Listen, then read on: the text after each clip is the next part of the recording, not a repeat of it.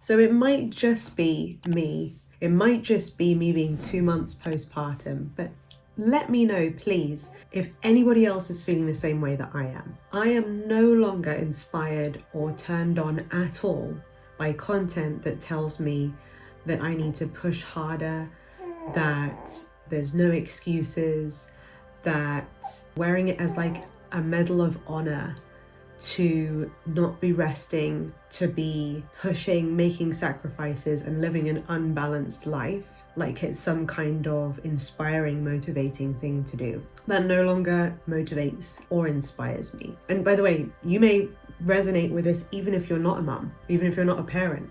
But for me personally, just to make it personal for a second, since becoming a mum and going through that wild, indescribable postpartum season where the hormones are changing super fast, the world just completely looks and feels different. My emotions, my sensitivity, my intuition are at an all-time high. And taking care of this little human who's snoring right now, I'm not sure if you can hear her. Taking care of this little human and taking care of myself have never been more important. And so when you are living on a cocktail of different hormones, your body looks and feels different, there's milk dripping, soaking all your clothes, sleep is a whole different priority, and your relationship with sleep is totally different, and wanting to protect and do right for my daughter, it just completely changed all of my priorities. I mean, I even knew before becoming a mum that my priorities would change. I knew that was coming, and I knew that I wanted to create a quality of life for myself that wasn't just about pushing or hustling, which was very much the priority for me in my 20s and before I became a mum. And now it's about finding balance where possible. I know that some people might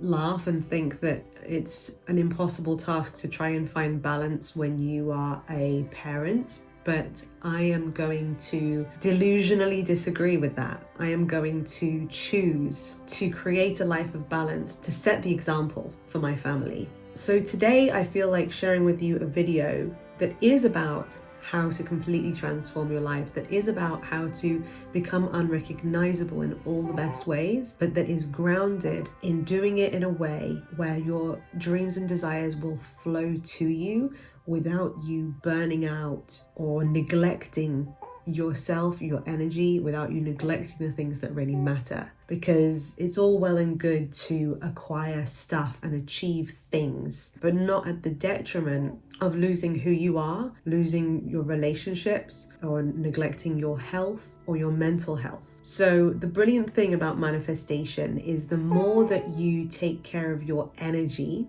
and the more fun that you have, the more you will be aligning your energy. It could feel one of two ways, and just sense how your energy feels right now. If you've had a lot of mental tabs open, if your mind lives a lot of the time in self-criticism and the criticism and judgment of others, and comparison and stress and pressure that's coming from the outside, but also mainly stress that you're putting upon yourself, you may feel like your energy is like a lot of needles all pointing in different directions from one another, right? And so it's all like a chaotic mess. Whereas imagine if you could take all of those needles and they could all suddenly align and become congruent with one another.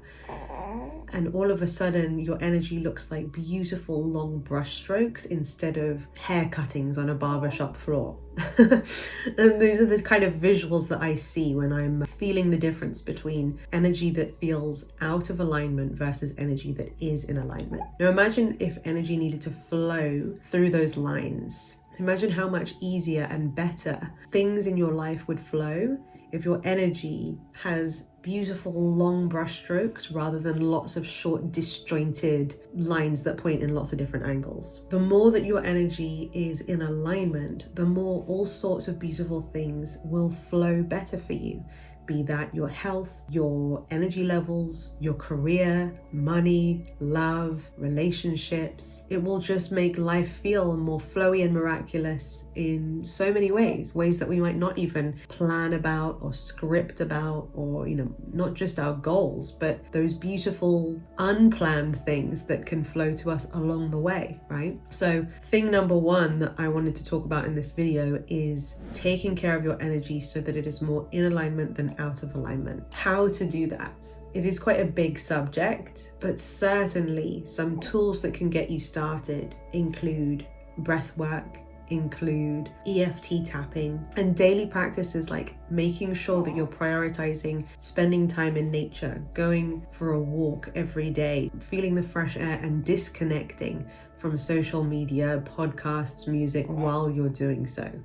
Having access to information, videos, podcasts like this can be great, but also make sure you're finding time to just be present in the silence or in the noise of your life around you. And if it feels boring, great. If it feels like you don't know what to do with yourself, you don't know what to do with your mind when you're not plugged into listening or watching something, great. It means you need more of that. It means you need to tune out of the noise and tune more into yourself in the present moment more. There are so many things that contribute to your energy, including what you feed your body, what you put in your body, and what you feed your mind with, the words that you say to yourself. When you look in the mirror, I've been practicing that a lot lately. When you're freshly postpartum, there's this body staring back at you in the mirror that you don't recognize, that doesn't conform with beauty standards. And I've been counteracting those automatic thoughts, which can be quite critical and negative, with more positive, loving thoughts. I literally look at myself in the mirror and say, wow,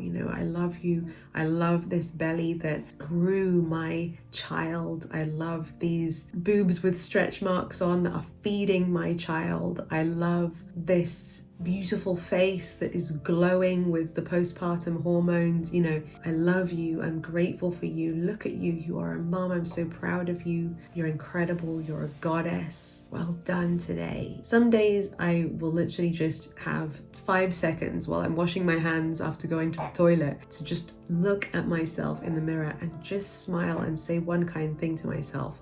All of those things, imagine the difference in your energy between if every day you look at yourself in the mirror and go, oh, need to work on that, hate that, don't like that, versus you looking at the exact same reflection in the mirror and choosing to make the effort, it is an effort, it is intentional, to say something kind instead. That in itself is going to have a huge impact on your energy long term. So taking care of your energy is important. Having fun is another thing that I mentioned. In the postpartum world that I'm currently in, as soon as my little girl has a nap or is content without me feeding her or rocking her or, paying attention to her in that moment. Of course, any new parent can relate to this. Any mum can relate to this, where in that moment you think, right, okay, what can I do in this second? Should I shower? Should I eat something? Should I clean everything up? Should I, right? And of course, there's a lot more tasks that require my attention now. Now that I'm kind of getting the hang of things and we're getting into a bit more of a routine, gently, when I can, I've been creating stations for myself to do activities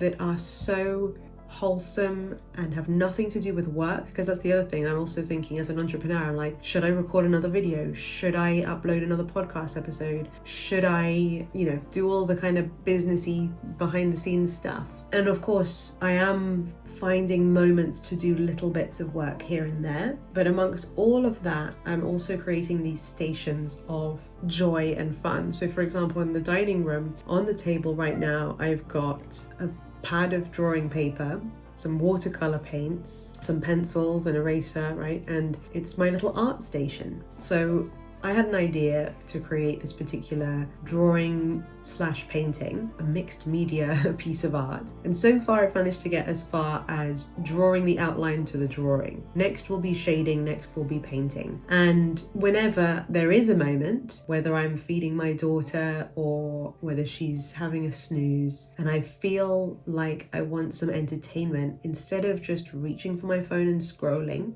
which is definitely the easiest and most addictive thing that I could do, which doesn't fill up my cup and doesn't recharge me and doesn't make me feel good, I just sit down and do a little bit more of the drawing. And that has felt so therapeutic. And I also said to myself, I had that voice in my head that was like, Lucy, you haven't drawn in ages. What if it doesn't look good? And I thought, you know what? It doesn't matter if it doesn't look good. You know, I want to set the example to my little girl that art, drawing, creativity, these are things that don't need to have rules, don't need to be good or bad, and instead are important to do because of how it makes you feel, because of the creativity, because of the expression, because of the fun. Yeah, I'm having fun with drawing. Another thing I've got is on the sofa where I feed my daughter. When I was there on the sofa, unable to really do anything else, what's the easiest thing to grab? My phone, right? And I didn't like how much more time I was ending up spending on my phone because, you know, to occupy myself for the hours and hours and hours that I'm feeding my daughter. So I've put a book there, and that book sits there the whole time on the sofa, so that any time when I have the energy to read or I'm there in that part of the house, that's my reading station. So what could you do? Maybe you can brainstorm now a few things that you could set up in your house, different stations of fun, of creativity, of offline activities. Let me know in the comments which ones appeal to you, because your creative outlets can of course look different to mine. They will of course look different to mine. That in itself has been so therapeutic. It's recharged my batteries. I feel myself pouring into my cup. I feel myself remembering that I am still me. I am not just work. I am not just a mum. I am this human being that also needs and wants to creatively express herself and likes to have activities that helps her completely switch off and disconnect and properly, truly rest and recharge.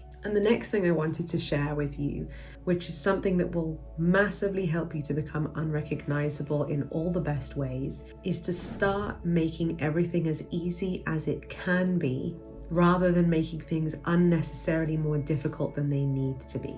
Okay? Because I get it, there are some things in life that are hard, that aren't all completely easy. So we don't need to make anything more difficult than it needs to be. Often, due to limiting beliefs mixed with a cocktail of self-sabotage, we can have subconscious beliefs that tell us that things need to be difficult, we need to work really hard, we need to suffer and sacrifice in order to deserve or earn joy, success, fulfillment, right? Whereas I've learned the hard way by making things really, really hard for myself, that you can end up working yourself into a hole, working yourself into a corner, and not necessarily reaping the rewards or giving yourself permission to enjoy life when you have that mindset. I have members in my family, you know, who have worked so hard all their lives, and now I'm working on supporting them and encouraging them to get into a new habit to enjoy life, because they can enjoy life. They should enjoy life. We can all find ways. We deserve to enjoy life now. You don't even have to wait, by the way. This isn't about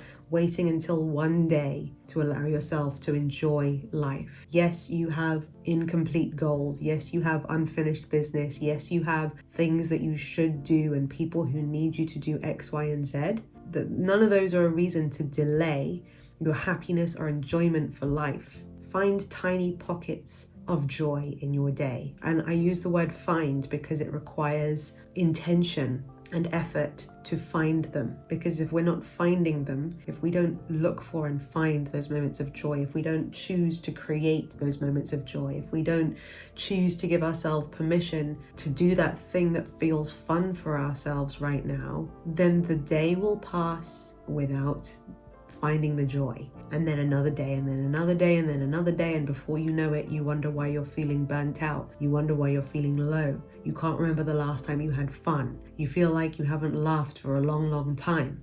That's not the way to live. That's not conducive to good mental health. So for the sake of your health, for the sake of your energy, for the sake of being a high vibrational version of you who attracts things on autopilot and becomes magnetic, for all of those reasons and so many more, for your physical well-being as well, find pockets of joy, find opportunities to have fun, and give yourself permission to enjoy your life now and seek balance rather than sacrificing and missing out on what you could be enjoying in your life right now, with the exact amount of money that you have in your bank account, with the exact number of friends that you have, with the exact number on the scales. You are allowed to have fun and find joy and feel good now. Even if you're not living where you want to live, even if you're not living in the house that you want to live, even if you're not anything that you want to be, even if you haven't completed any of those goals or visions on your vision board, please give yourself permission to enjoy life now, and it will take you there faster as well as a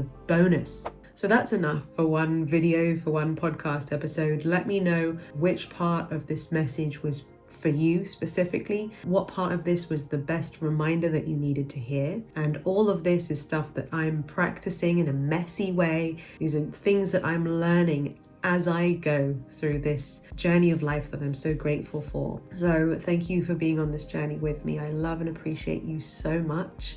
If you enjoyed this, feel free to give it a big thumbs up if you haven't done so already. Don't forget to hit the subscribe button and ring my bell so you never miss another video. Or if you're listening on podcast, thank you for listening. Feel free to leave a 5-star review, and I will see you on the next episode. Lots of love.